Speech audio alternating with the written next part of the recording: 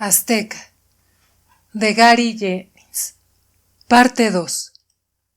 Alter Pars. ¿Que no va a asistir hoy su ilustrísima, señores escribanos? ¿Debo continuar entonces? Ya veo. Él leerá mis palabras en sus hojas de papel a su placer. Muy bien. Entonces, permítanme dejar por el momento la crónica excesivamente personal de mi familia y la mía. Para que ustedes no tengan la impresión de que yo y algunos otros que he mencionado vivíamos separados del resto de la humanidad en algún tipo de aislamiento, les daré una visión más amplia.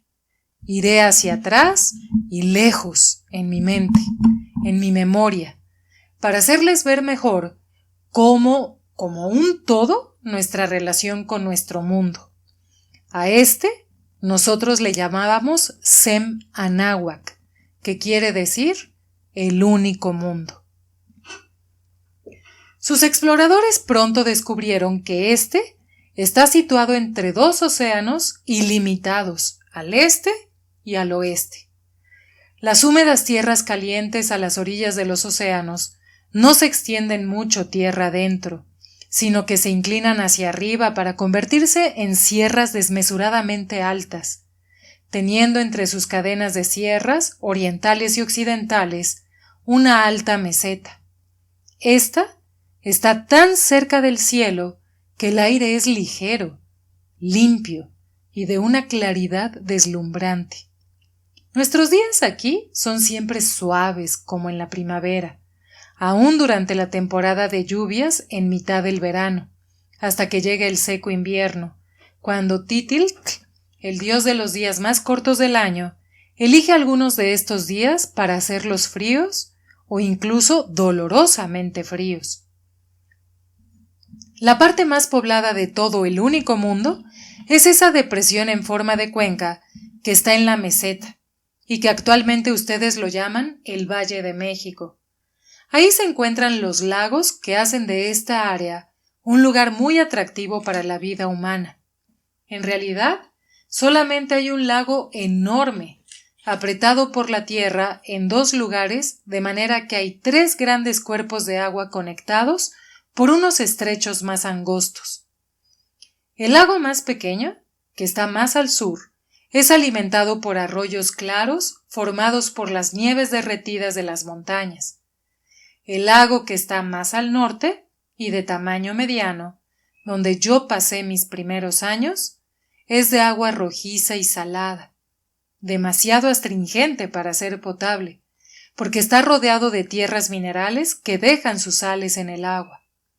El lago central, Texcoco, mucho más grande que los otros dos juntos y mezclado con aguas salinas y frescas, tiene una calidad ligeramente áspera. A pesar de que hay solamente un lago, o 3 si ustedes quieren, siempre los hemos dividido por 5 nombres. El lago de Texcoco, de color turbio, es el único que tiene un solo nombre. El lago más pequeño y cristalino que está al sur se llama el lago de Xochimilco, en su parte alta, el jardín de las flores, porque es el vivero de las plantas más preciosas de todas las tierras alrededor. En su parte inferior, el lago es llamado Chalco, por la nación chalca que vive en su orilla.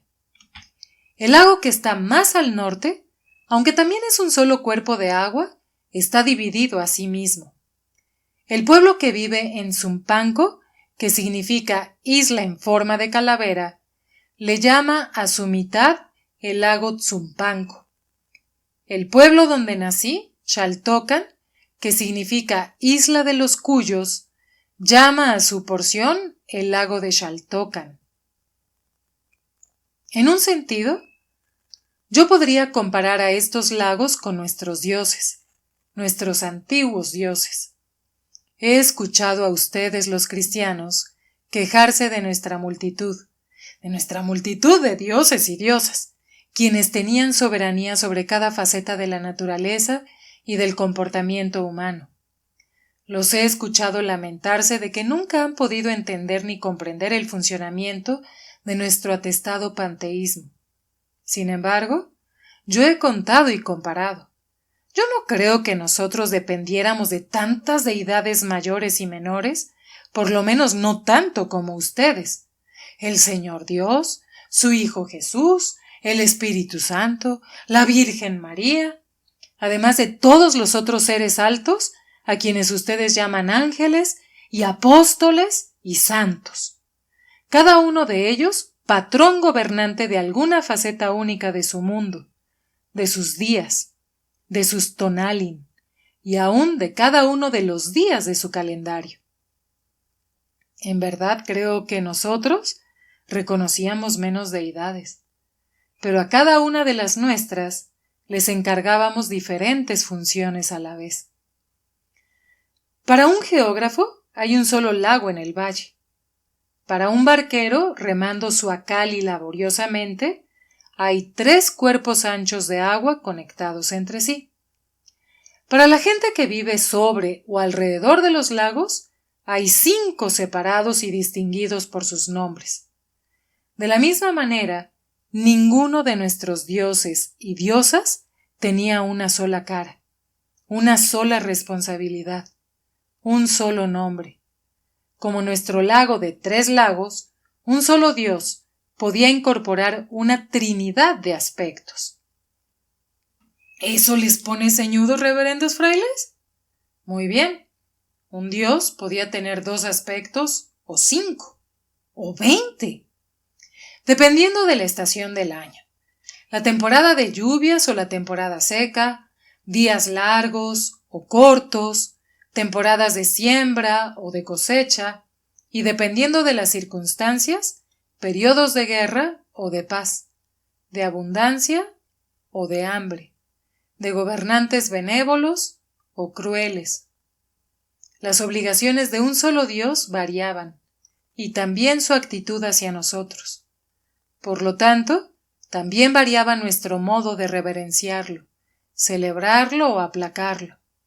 Para verlo de otra manera, nuestras vidas podrían ser como los 3 lagos, amargo, dulce o blandamente indiferente, como él lo eligiera.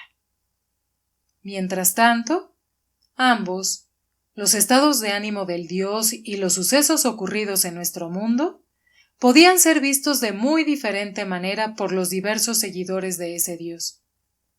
La victoria de un ejército es la derrota de otro, ¿no es verdad?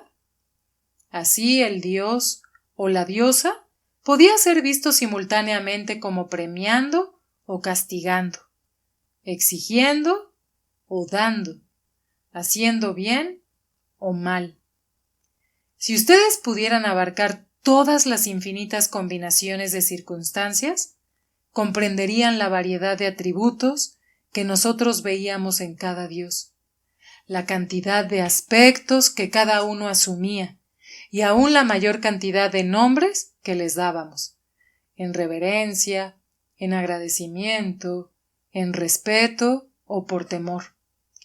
Sin embargo, no voy a insistir en eso. Permítanme regresar de lo místico a lo físico. Hablaré de cosas demostradas por los 5 sentidos que aún los animales irracionales poseen.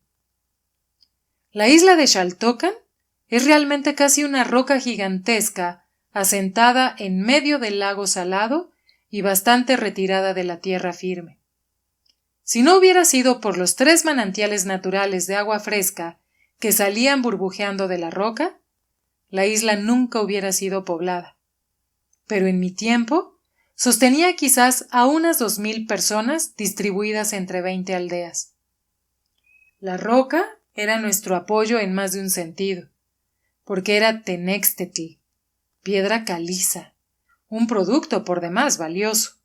En su estado natural, esta clase de piedra es bastante suave y fácil de ser tallada, aun con nuestros toscos aperos de madera, piedra, cobre despuntado y obsidiana quebradiza, tan inferiores a los suyos de hierro y acero.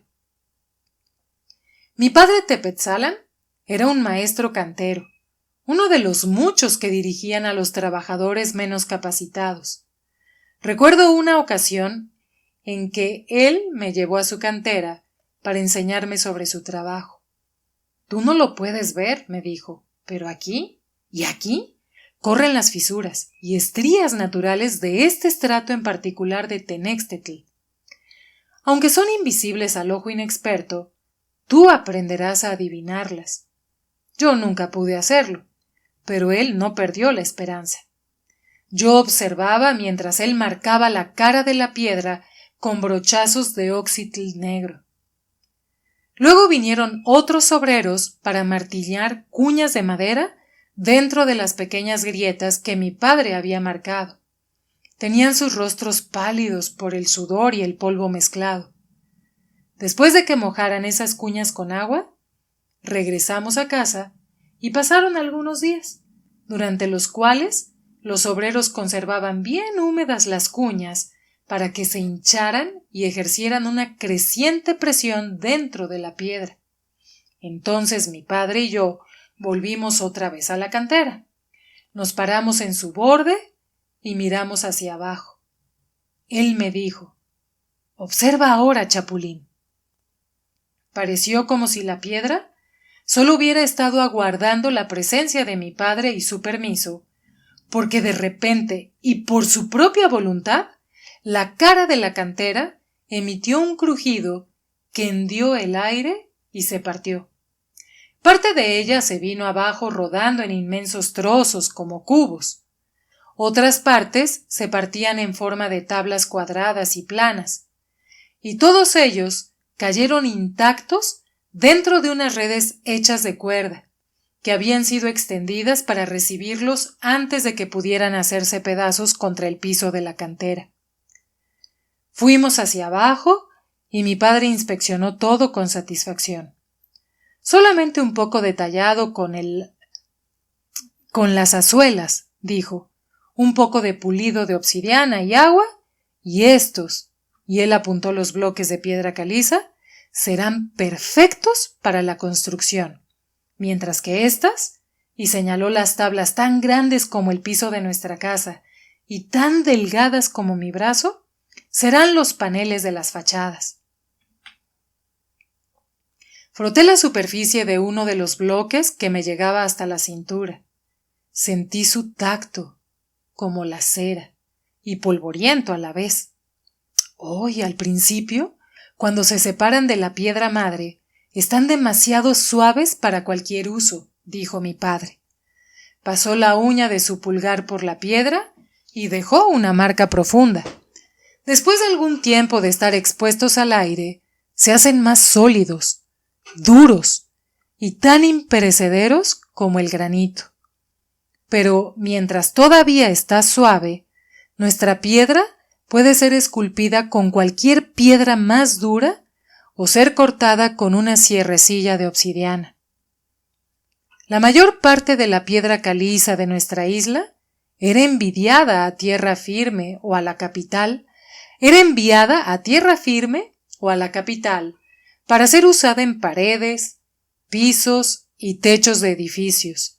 Sin embargo, debido a la facilidad con que se trabajaba en ella, había también muchos escultores trabajando en las canteras.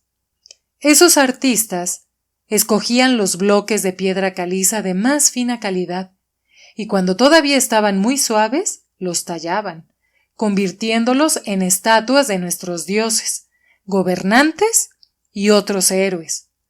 Utilizando las más perfectas tablas de piedra, las tallaban y labraban en bajorrelieves y frisos con los que se decorarían palacios y templos.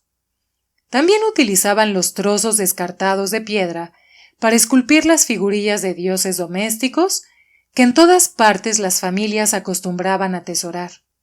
En nuestra casa, por supuesto, teníamos las de Tonatiuh y Tlaloc, y la diosa del maíz, Chicomecoatl, y la diosa del hogar, Chantico. Mi hermana Tzitzitline incluso tenía para sí una figura de Xochiquetzal, diosa del amor y de las flores, a la cual todas las jóvenes rezaban pidiendo un esposo amante y adecuado. Las astillas y otros desperdicios de las canteras eran quemados en los hornos que ya mencioné, de los que sacábamos polvo de cal, otro producto valioso. Este tenextli es esencial para unir los bloques de un edificio. También se usa para dar una apariencia mejor a aquellos edificios que están hechos con materiales más baratos. Mezclada con agua, la cal se utiliza con los granos de maíz que nuestras mujeres suelen moler, convirtiéndolos en masa para las tlaxcaltín, tortillas y para otros alimentos. La cal de Xaltocan era inclusive usada por cierta clase de mujeres como cosmético. Con ella blanqueaban su pelo oscuro o pardo hasta lograr un tono de amarillo, poco natural, como el que tienen algunas de sus mujeres españolas. Por supuesto, los dioses no daban nada absolutamente gratis, y de vez en cuando exigían un tributo por la gran cantidad de piedra caliza que excavábamos de Xaltocan. Por casualidad yo estaba en la cantera de mi padre el día en que los dioses decidieron tomar un sacrificio. Varios cargadores arrastraban un inmenso bloque de tenextetl recientemente cortado hacia arriba por el largo declive que, a semejanza de una tabla encorvada y escarpada, ascendía en forma de caracol entre el fondo y la cima de la cantera. Eso lo hacían a base de pura fuerza muscular, teniendo cada hombre alrededor de su frente una banda de tela que se amarraba a la red hecha de cuerda que arrastraba el bloque. En algún lugar muy arriba de la rampa, el bloque se deslizó demasiado hacia la orilla, o se inclinó por alguna irregularidad del camino. Sea lo que fuere, giró lenta e implacablemente de lado y cayó. Hubo muchos gritos, y si los cargadores no se hubiesen arrancado de sus frentes las bandas de tela, hubieran caído por la orilla junto con el bloque. A causa del ruido de la cantera, un hombre que estaba abajo no oyó los gritos, así es que el bloque le cayó encima, y uno de sus filos, como una azuela de piedra, lo partió en dos, exactamente a la altura de la cintura.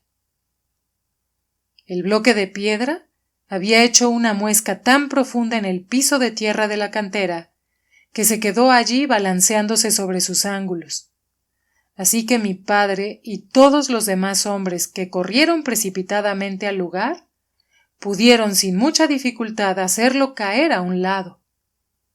Se quedaron pasmados cuando vieron que la víctima de los dioses estaba todavía viva y aún consciente. Pasando desapercibido por la excitación de los demás, me acerqué y vi al hombre, que estaba dividido en dos partes. Desde la cintura para arriba, su cuerpo desnudo y sudoroso estaba intacto y sin ninguna herida, pero su cintura estaba comprimida en una forma ancha y plana, de tal manera que su cuerpo parecía una azuela o un cincel. La piedra lo había cortado instantánea. Piel, carne, estómago, columna vertebral, y limpiamente, y le había cerrado la herida, de tal modo que no había ni una gota de sangre. Él hubiera podido ser un muñeco de trapo cortado por la mitad y luego cosido por la cintura. Su mitad inferior, con su taparrabo, yacía separada de él, con el borde igualmente cortado y sin sangrar, aunque las piernas se movían espasmódica y ligeramente, y esa mitad de su cuerpo estaba orinando y defecando copiosamente. La herida parecía haber entumecido todos los nervios cortados de tal manera que el hombre ni siquiera sentía dolor. Levantando su cabeza, miró un poco extrañado su otra mitad. Para evitarle ese espectáculo, los otros hombres, rápida y tiernamente, transportaron a cierta distancia de ahí lo que quedaba de él, y lo apoyaron contra la pared de la cantera. Él flexionó sus brazos, cerró y abrió sus manos, movió su cabeza de un lado a otro y dijo con voz admirada: «Todavía me puedo mover y hablar. Os puedo ver a todos vosotros, compañeros. Puedo extender la mano, tocaros y sentiros. Oigo los martillos golpeando y huelo el polvo áspero del Tenextli. Estoy vivo todavía. Esto es maravilloso. Sí, lo es, dijo mi padre con voz ronca. Pero no puede ser por mucho tiempo, Shikama. No tiene caso ni siquiera mandar traer un Ticitl. Tú querrás un sacerdote. ¿De qué dios, Shikama? El hombre pensó un momento. Cuando ya no pueda hacer nada más, pronto saludaré a todos los dioses. Pero mientras todavía pueda hablar, es mejor que hable con la que come suciedad. La llamada fue transmitida a lo alto de la cantera, y de allí un mensajero fue corriendo velozmente para traer un tlamacasqui de la diosa Tlazolteotl, o la que come suciedad. A pesar de que su nombre no era bello, era una diosa muy compasiva. Era a ella a quien los hombres moribundos confesaban todos sus pecados y malos hechos. A menudo los hombres vivos también lo hacían, cuando se sentían particularmente angustiados o deprimidos por algo que habían hecho. Así, Tlazolteotl se podía tragar todos sus pecados y éstos desaparecían como si nunca hubiesen sido cometidos. Así los pecados de un hombre no irían con él para contar en su contra o para ser un fantasma en su memoria, a cualesquiera de los mundos del más allá a donde fuera enviado. Mientras esperábamos al sacerdote, Shikama apartaba los ojos de sí mismo, de su cuerpo que parecía estar dentro de una hendidura del piso de roca, y hablaba tranquila y casi alegremente con mi padre. Le dio recados para sus padres, para su futura viuda y para sus hijos, que pronto quedarían huérfanos, e hizo sugestiones acerca de las disposiciones sobre la pequeña propiedad que poseía, y se preguntaba en voz alta qué sería de su familia cuando su proveedor se hubiera ido. No preocupes tu mente, dijo mi padre. Es tu tonali que los dioses tomen tu vida a cambio de la prosperidad de nosotros, los que nos quedamos. Para dar gracias por el sacrificio consumado en ti, nosotros y el señor gobernador daremos una compensación adecuada a tu viuda. Entonces ella tendrá una herencia respetable, dijo Shikama aliviado. Ella todavía es una mujer joven y hermosa. Por favor, cabeza inclinada, persuádela para que se vuelva a casar. Así lo haré. ¿Alguna otra cosa? No, dijo Shikama. Miró alrededor y sonrió. Nunca pensé que me sentiría apesadumbrado al ver por última vez esta cantera funesta. ¿Sabes, cabeza inclinada, que aún en estos momentos esta fosa de piedra se ve bonita y atrayente? Con las nubes blancas allá arriba, el cielo tan azul y aquí la piedra blanca, como nubes encima y abajo del azul. Si aún pudiera, me gustaría ver los árboles verdes más allá de la orilla. Los verás, prometió mi padre, pero después de que hayas terminado con el sacerdote. Sería mejor no moverte hasta entonces. El tlamacasqui llegó. En él todo de su negro, sus vestiduras negras flotando al viento, su pelo negro endurecido con sangre seca, y su cara cenicienta que jamás se lavaba. Él era la única oscuridad y sombra que manchaba el límpido azul y blanco del cual Shikama lamentaba despedirse. Todos los demás hombres se alejaron para darles privacidad. Y mi padre, que me descubrió entre ellos, se enojó y me ordenó que me fuera. Eso no era para ser visto por un muchachito. Mientras Shikama estaba ocupado con el sacerdote, 4 hombres recogieron su apestosa mitad inferior, todavía estremeciéndose, para transportarla arriba de la cantera. Uno de ellos vomitó en el camino. Evidentemente Shikama no había llevado una vida muy vil. ya que no le tomó mucho tiempo confesarse con la que come suciedad de lo que se arrepentía de haber hecho o dejado por hacer. Cuando el sacerdote le había absuelto por parte de Tlazolteotl, y después de haber dicho todas las palabras rituales y todos los gestos, se hizo a un lado. 4 hombres levantaron y tomaron cuidadosamente el pedazo viviente que era Shikama, y lo llevaron lo más rápidamente que pudieron, sin zarandearlo, por el declive hacia arriba de la cantera. Tenían la esperanza de que viviera el tiempo suficiente para poder llegar a su aldea y despedirse personalmente de su familia, y presentar sus respetos a aquellos dioses que él personalmente hubiera preferido. Pero en algún lugar, en lo alto del caracol, su cuerpo dividido empezó a abrirse, dejando escapar su sangre y su desayuno, además de otras sustancias. Ya no pudo hablar, y dejó de respirar. Sus ojos se cerraron para siempre, y nunca llegó a ver otra vez los árboles verdes.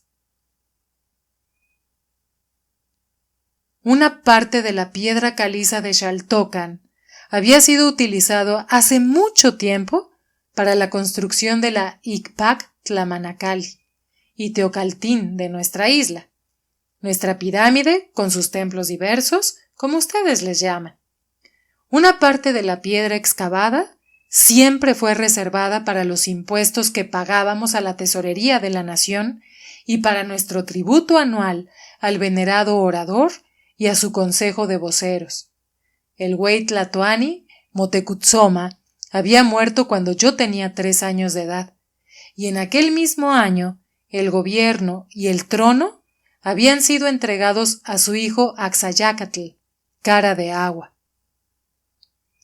Otra parte de la piedra era reservada para el provecho de nuestro tecutli, o gobernador, para algunos otros nobles de rango y también para los gastos de la isla, construcción de canoas para el transporte, compras de esclavos para los trabajos menos agradables, pago de los sueldos de los canteros y cosas parecidas. Sin embargo, siempre sobraba mucho de nuestro producto mineral para la exportación y para el trueque. Gracias a esto, Xaltocan pudo importar y cambiar mercancías que nuestro tecutli repartía entre sus súbditos, según su nivel social y sus méritos. Además, permitía a toda la gente de la isla construir sus casas con esa piedra caliza tan a la mano, a excepción, claro, de los esclavos y otras clases bajas. Por eso, Xaltocan era diferente de la mayoría de las otras comunidades de estas tierras, en donde las casas eran construidas frecuentemente con ladrillos de barro secados al sol, o con madera, o con cañas, en donde muchas familias vivían apretadas en un solo edificio comunal, e inclusive en cuevas en el flanco de algún cerro. Aunque nuestra casa tenía solamente 3 cuartos, sus pisos también eran de losas de piedra caliza, lisa y blanca. No había muchos palacios en el único mundo que pudieran sentirse orgullosos de haber sido construidos con materiales tan finos. El uso de nuestra piedra para la construcción significó también que nuestra isla no quedó desnuda de sus árboles, como sucedió en muchos otros lugares poblados del valle.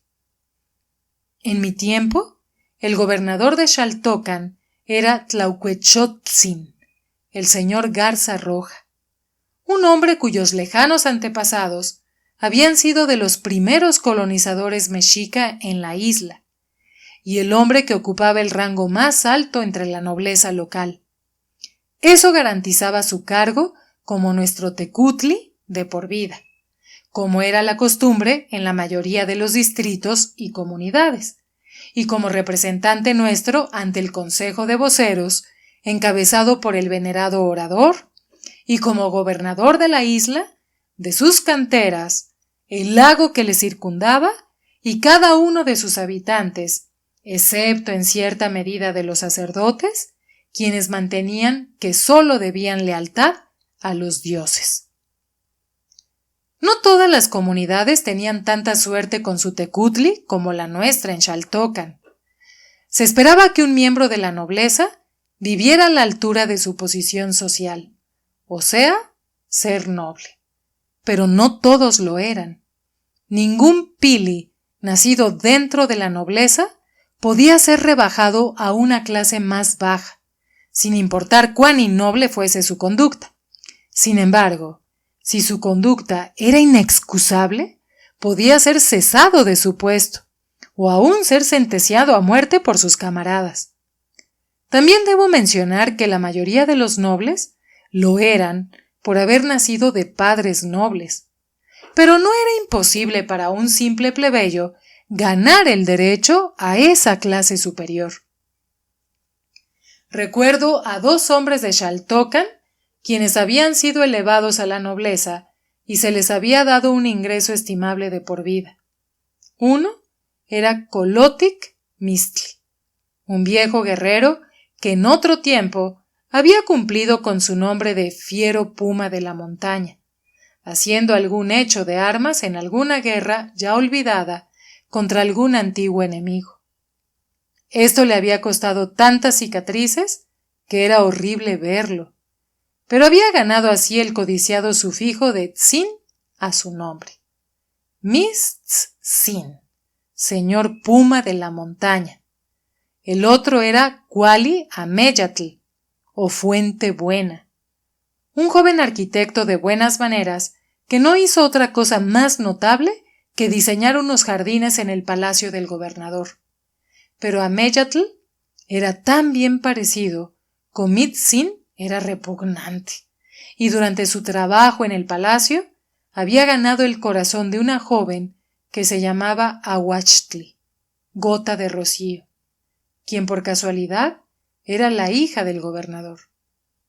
Cuando se casó con ella, vino a ser Ameyatzin, el señor Fuente. Como creo que ya indiqué, nuestro señor Garza Roja era un tecutli jovial y generoso, pero sobre todo un hombre justo.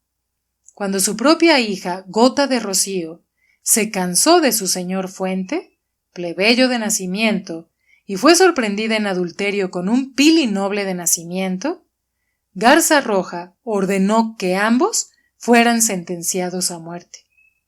Muchos otros nobles le pidieron que perdonara la vida de la joven mujer y que en su lugar la desterrara de la isla. Incluso el esposo juró a su suegro que él ya había perdonado el adulterio de su esposa y que tanto él como Gota de Rocío se irían a alguna nación lejana. Aunque todos sabíamos cuánto amaba a su hija, el gobernador no se dejó influenciar.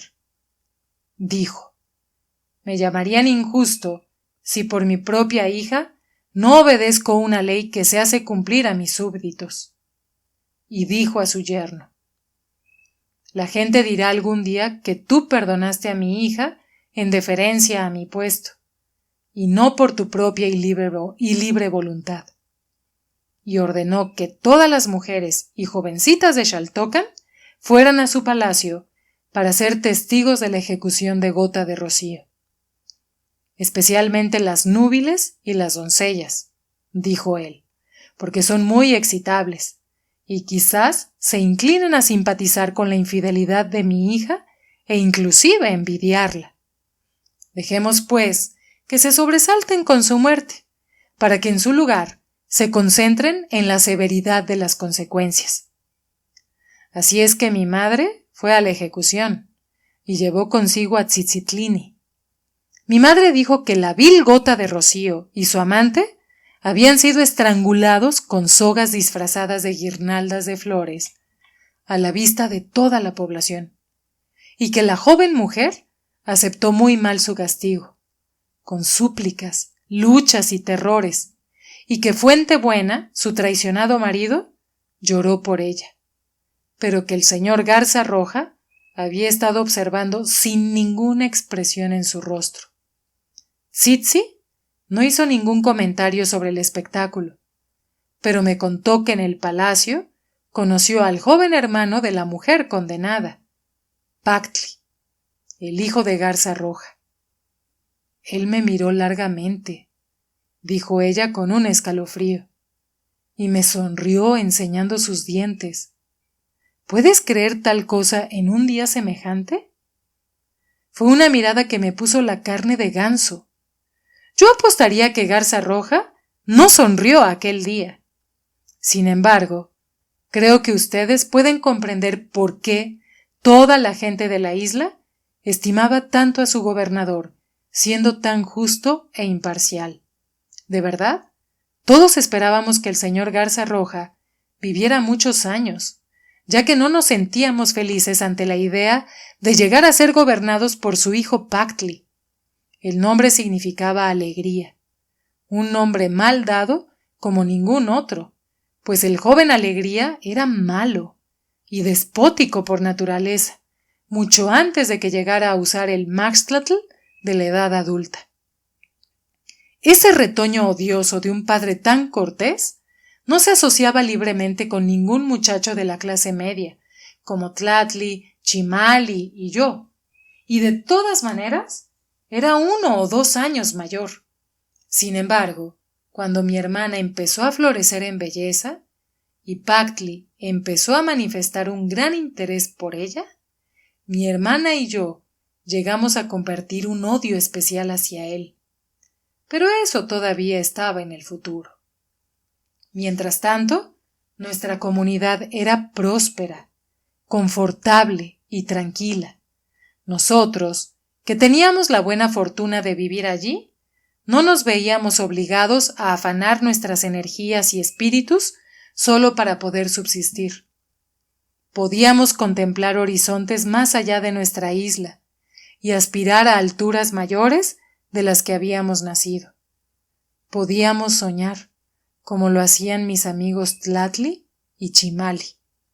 Sus padres eran escultores en la cantera, y ellos, los dos, a diferencia mía, aspiraban a seguir sus pasos, dentro de ese arte, aunque más ambiciosamente que ellos.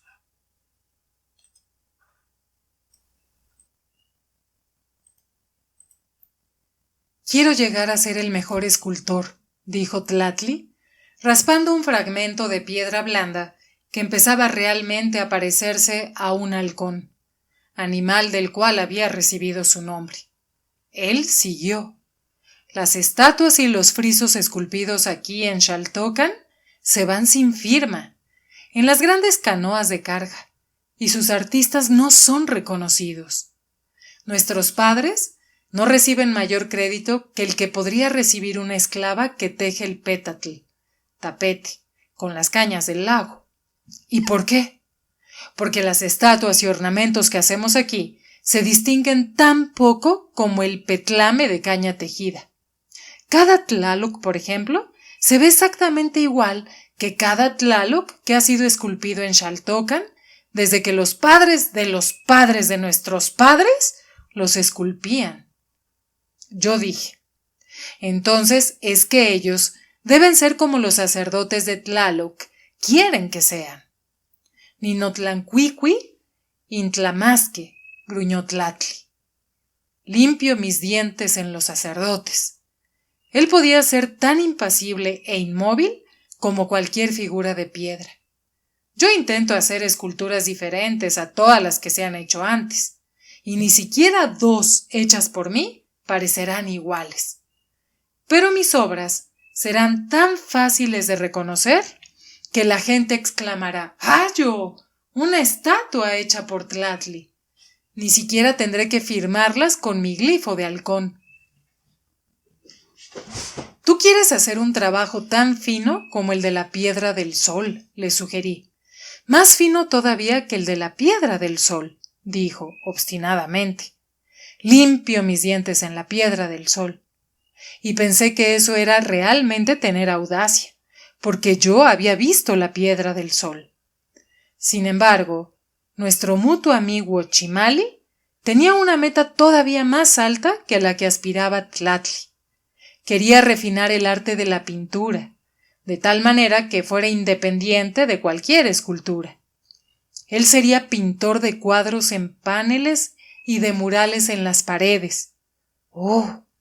Yo daré color a las toscas estatuas de Tlatli. Si él quiere, dijo Chimali. Pero la escultura requiere solo colores uniformes, ya que por su forma y modelado da luz y sombra a los colores. También estoy harto de cómo son invariablemente usados por otros pintores y muralistas. Trato de mezclar nuevas variedades, colores que puedan mudar en cuanto a matiz y tono, de tal manera que los colores por sí mismos den una ilusión de profundidad. Y hacía vehementes gestos, modelando al aire, aun cuando no lo tenga. Y hacía vehementes gestos, modelando al aire. Cuando veáis mis cuadros, pensaréis que tienen forma y substancia, aun cuando no la tengan, cuando no tengan más que la dimensión del panel mismo. ¿Pero con qué objeto?, pregunté. ¿Qué objeto tiene la trémula belleza y la forma del colibrí?, preguntó. Mira, imagínate que eres un sacerdote de Tlaloc. En lugar de arrastrar una gran estatua del dios de la lluvia dentro de la pequeña habitación de un templo, restringiendo aún más el espacio, los sacerdotes de Tlaloc simplemente me podrían encargar pintar sobre el muro un retrato del dios, como yo lo imagine, y con un paisaje sin límite extendiéndose atrás de él, bañado de lluvia. La habitación parecerá mucho más grande de lo que en realidad es. Y triunfalmente concluyó: esa es la ventaja de las pinturas planas y delgadas sobre las esculturas voluminosas y macizas. Bueno, dije a Chimali, un escudo normalmente es bastante delgado y plano. Yo le estaba haciendo una broma. Chimali significa escudo, y el mismo Chimali era flaco y larguirucho. Yo sonreía indulgentemente ante las grandiosas jactancias y ante los ambiciosos planes de mis amigos, o quizás con un poco de envidia, porque ellos sabían lo que querían llegar a ser, mientras que yo no. Mi mente todavía no había concebido alguna noción propia, y ningún dios había tenido a bien mandarme alguna señal. Solamente estaba seguro de dos cosas. Una era que no quería labrar y arrastrar piedra en una cantera ruidosa, polvorosa y amenazada por los dioses. La otra, que cualquier carrera que escogiera no intentaría ejecutarla en Xaltoca ni en ningún otro lugar atrasado de la provincia. Si los dioses me lo permitían, yo correría el riesgo en el lugar más desafiante, pero también el más potencialmente remunerador del único mundo. En la ciudad capital del Hueytlatlani, en donde la competencia entre los hombres ambiciosos era la más despiadada, y en donde solamente los más dignos podían sobresalir con distinción en la espléndida, maravillosa y pasmosa ciudad de Tenochtitlán.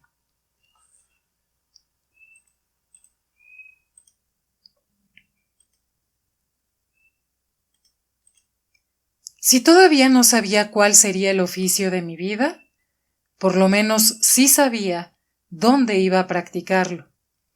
Esto lo supe desde mi primer viaje allí, la visita que había sido un regalo de mi padre en mi cumpleaños número 7, el día en que me dieron mi nuevo nombre.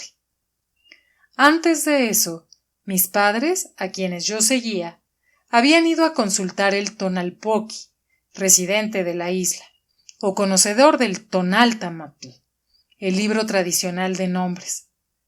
Después de desdoblar las capas de páginas hasta lograr la completa longitud del libro, usando la mayor parte del piso de su cuarto, el viejo vidente dio un escrutinio prolongado, moviendo los labios cada vez que hacía mención a los símbolos de las estrellas y a las actividades más relevantes de los dioses en el día 7 Flor, en el mes del dios ascendiente del año 13 Conejo. Luego Inclinó la cabeza. Volvió a doblar el libro con reverencia. Aceptó sus honorarios, consistentes en un rollo de tela fina, me roció con agua especial para las celebraciones y proclamó que mi nombre sería Chicome Xochitl, Tilectic Mixtli, para conmemorar la tormenta que había asistido a mi nacimiento. Desde entonces y en adelante, yo sería conocido formalmente como Siete Flor Oscura Nube y llamado informalmente Mixtli. Estaba muy complacido con mi nombre, un nombre varonil, pero no quedé muy impresionado con el ritual para seleccionarlo. Incluso a la edad de 7 años, yo, Nube Oscura, tenía algunas opiniones propias. Dije en voz alta que cualquiera lo hubiera podido hacer. Yo lo hubiera podido hacer más rápido y más barato, por lo que me callaron severamente. En la mañana temprano de mi importante cumpleaños, me llevaron al palacio del Tecutli, y el señor Garza Roja nos recibió personalmente con amabilidad y ceremonia. Me palmeó ligeramente la cabeza y dijo paternalmente con buen humor: «Otro hombre ha crecido para la gloria de Xaltocan, ¿verdad?». Con su propia mano dibujó los símbolos de mi nombre, 7 puntos, el símbolo de los 3 pétalos de flor, la burbuja gris que significaba la nube oscura, en el Tocayamatl, el registro oficial de todos los habitantes de la isla. Mi página quedaría allí por todo el tiempo que viviera en Xaltocan, para ser quitada únicamente si moría, si era expulsado o por algún crimen monstruoso, o si me iba a vivir permanentemente a otro lugar. Me pregunto, ¿cuánto tiempo hace que la página de 7 Flor Nube Oscura no está en aquel libro? Hubiera habido una gran celebración del día de nombre, como lo había habido en el de mi hermana, todos los vecinos y nuestros familiares llegando con regalos, mi madre cocinando y sirviendo un gran festín con platillos especiales, los hombres fumando possetl en tubos de caña, los viejos emborrachándose con octli. Pero no me importó perder todo eso, porque mi padre me había dicho: un cargamento de frisos para templos sale hoy para Tenochtitlán, y hay espacio en el bote para ti y para mí. También he oído que una gran ceremonia se celebrará en la capital, la de una nueva conquista o algo por el estilo, y este será el festejo de tu día de nombre, Mixtli. Nunca más me volvió a llamar Chapulín. Así es que después un beso de felicitación en la mejilla por parte de mi madre y de mi hermana, seguí a mi padre hacia abajo, hasta el muelle de cargamento de las canteras. Todos nuestros lagos tenían un tráfico constante de canoas, yendo y viniendo en todas direcciones, como hordas de insectos tejedores. La mayoría de ellas eran los acatlín pequeños, para 1 o 2 hombres, de los pescadores y cazadores de aves, hechos de un solo tronco de árbol vaciado por dentro y con la forma de una vaina de jote. Sin embargo, había otros que alcanzaban hasta el tamaño de las gigantescas canoas de guerra para 60 hombres, y nuestro acali de carga consistía en 8 botes casi de ese tamaño, unidos por las regalas. Nuestro cargamento de paneles de piedra tallados había sido apilado cuidadosamente dentro del lanchón, cada piedra envuelta en pesadas esterillas de fibra para su protección. Con tal carga a bordo en una nave tan difícil de gobernar, era lógico que avanzáramos muy despacio, a pesar de los 20 hombres, entre ellos mi padre, que estaban remando o empujando con varas gruesas en donde el agua no era profunda. Debido a que la ruta no era recta, al sudoeste por el lago de Xaltocan, al sur dentro del lago de Texcoco y desde ahí al sudoeste otra vez hasta la ciudad, Teníamos que cubrir algo así como 7 distancias que llamábamos a cada una carrera larga, una de las cuales vendría a ser aproximadamente el equivalente a lo que ustedes los españoles llaman una lengua. Como quien dice, 7 lenguas de camino, y nuestro gran lanchón casi nunca avanzaba más rápido de lo que un hombre podría caminar. Dejamos la isla de Xaltocan mucho antes del mediodía, pero estaba bien entrada la noche cuando llegamos al muelle de Tenochtitlan. Por un tiempo, el paisaje no era nada fuera de lo común. El mismo lago rojizo que yo conocía tan bien. Luego, conforme nos deslizábamos sobre el estrecho del sur, la tierra nos encerró por los 2 lados, y el agua fue perdiendo color gradualmente hasta adquirir un tono parduzco cuando emergimos al vasto lago de Texcoco. Este se extendía tan lejos hacia el este y hacia el sur que la tierra de más allá no era más que una mancha oscura y dentada en el horizonte. Nos movimos hacia el suroeste durante un tiempo, pero Tonatiuh, el sol, se cubría lentamente en el resplandor de su vestido de dormir, en el momento en que nuestros remeros retrocedían en el agua para poder llevar nuestro desmañado lanchón hacia el gran dique y detenerse. Esta barrera es una doble palizada de troncos de árboles clavados dentro del fondo del lago. El espacio entre las hileras paralelas de leños está sólidamente relleno con tierra y roca. Tiene como propósito el evitar que las ondas del lago, agitadas por el viento del oriente, inunden la ciudad. El gran dique tiene pesados portalones insertados en intervalos con objeto de permitir el paso a los barcos, y los hombres que trabajan en el dique dejan esos portalones abiertos casi todo el tiempo. Por supuesto que el tráfico del lago que se dirigía hacia la capital era considerable, y por ese motivo nuestro lanchón tuvo que esperar en línea por un tiempo antes de poder pasar los portones. Al mismo tiempo, Tonatiuh tiró los oscuros cobertores de la noche sobre su cama, y el cielo se tornó púrpura. Las montañas al oeste, directamente enfrente de nosotros, se vieron de pronto como si sus perfiles hubieran sido cortados en papel negro, perdiéndose sus dimensiones. Sobre ellas hubo un centelleo tímido y luego una chispa valiente de luz. Flor del atardecer, la estrella vespertina, llegó una vez más, asegurándonos que ésta era solamente una de tantas noches, no la última y eterna. Abre bien los ojos ahora, hijo Mixley, gritó mi padre desde su lugar en los remos, como si Flor del atardecer hubiera dado una señal. Una segunda luz apareció, esta a un nivel muy por debajo de la línea dentada de las grandes montañas. Entonces llegó otro punto de luz, y otro, y otros 20 de 20 más.